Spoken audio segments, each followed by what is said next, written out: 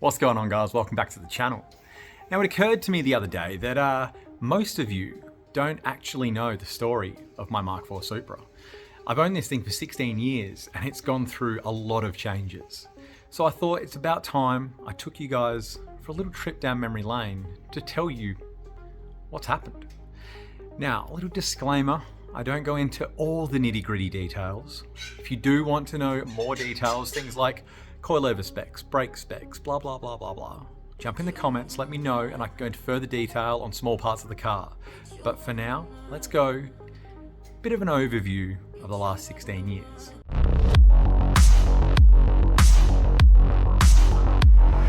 Let me take you back to about September of 2001. The Fast and Furious came out and I fell in love.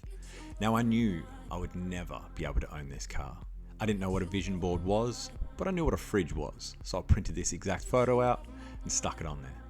6 years later to the day, one of my friends said, let's buy our dream cars. So I did. And this was my 1993 Mk4 Supra.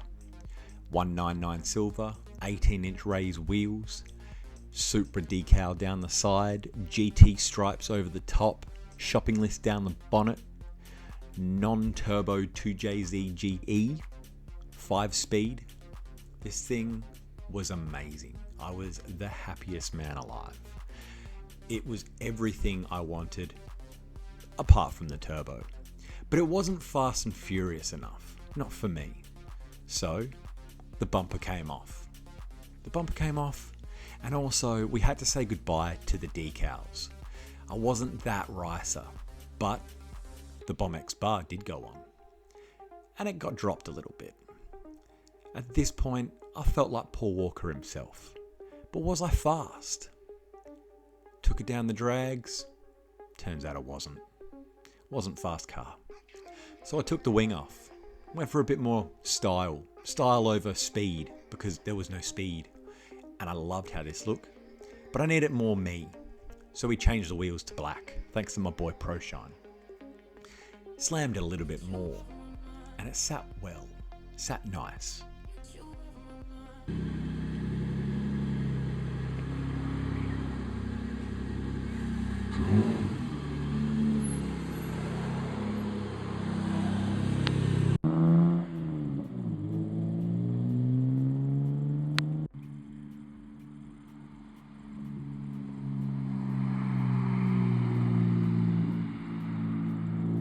But unfortunately, I crashed it like every young guy does. So I fixed it. It was just a bit of a damaged bumper, bit of a quarter panel, masking tape and some silver paint, and she looked disgusting. So I thought, nah, let's go full drift spec and stitch it with cable ties. I thought I was the coolest guy around. Look at me with my drift car. And on the other side, it looked pristine. Terrible wheel fitment, but pristine. Looked lovely. You look at the passenger side, oh, look at this beautiful Supra. Driver side, not so much. And that's what the cops thought, so they yellow stickered me. So, it was time for the Doluck bumper. I love this thing, but I needed some wheels. So we got the VSKFs. $1,000, a little bit rough. Needed a rebuild. So what did I do, being me? I rebuilt them. Pulled them apart, repainted the centers, got the lips machined nice and fresh, and we got them on. I thought they were the right spec for the car. Turns out they weren't. So I had to run spacers. They went back on. And then it sat alright. And obviously I was a young boy, so I had a ridiculous stereo. And I hated it. But it was time to get faster.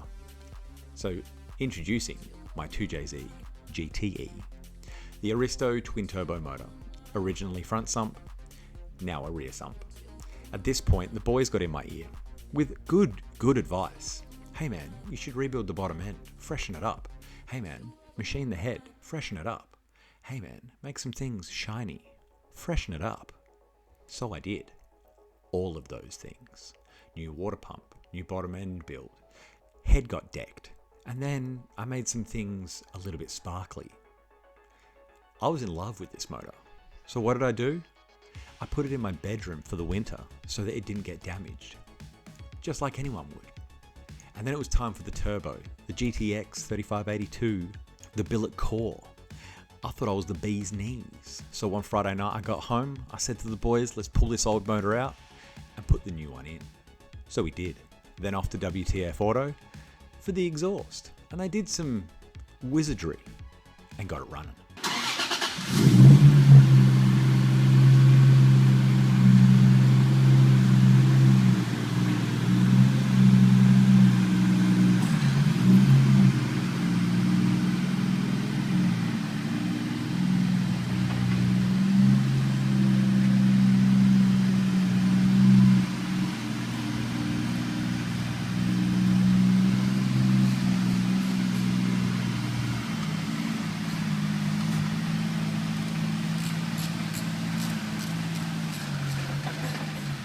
Now at this point I was a very happy man. I had my turbo, now 6-speed Supra, and it stayed like this for about 3 years. I moved to Melbourne for a year and then brought the Supra with me.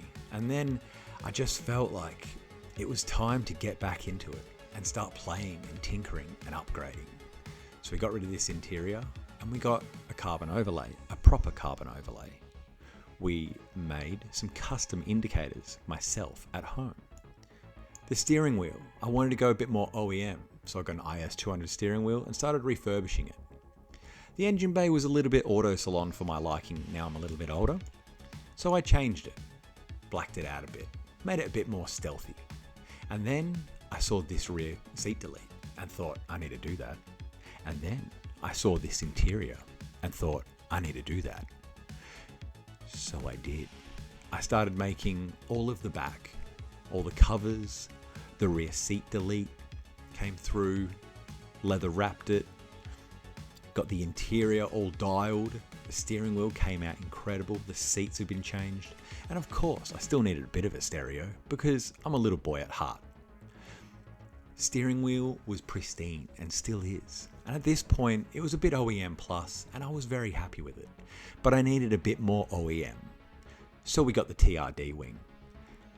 At this point I thought, I need an airlift system. So we did it. Didn't want to just throw it in, so I made proper brackets, I made proper bent pipes, and I made it fit in that rear seat delete. I took the car for its maiden voyage and decided, you know what? I think I need to rip this car into pieces. Because it was time for me to paint this car the colour that I'd always dreamt that I would have it. Now, as much as I love my VSKFs, I didn't love the spacers. So I ordered deeper lips in the back, and conveniently, the lips in the back were the size that I needed for the front. So I pulled them all apart, rebuilt them, repainted them. I even went to the extent of finding the exact OEM powder coat colour from Prismatic Powders. Then the colour was changed forever to a beautiful Mazda red without the candy, because I wanted this orange to pop, and boy does it pop. When the sun hits this thing, it goes off. The engine bay needed some changing, obviously to match the build, and I am over the moon with this car right now. I'm not done though, but I'm still over the moon. Alright, so that's 16 years roughly covered for you guys. Now, if you want to know more details about the car, like I said earlier in the video, please jump in the comments, let me know. And if you want to see what we have coming next for this car, because it's not finished like I said, make sure you subscribe to the channel, and if you could, click that like button, maybe leave me a little comment, what did you think about this video? Thank you for coming along, and I'll see you all in the next one. See you guys.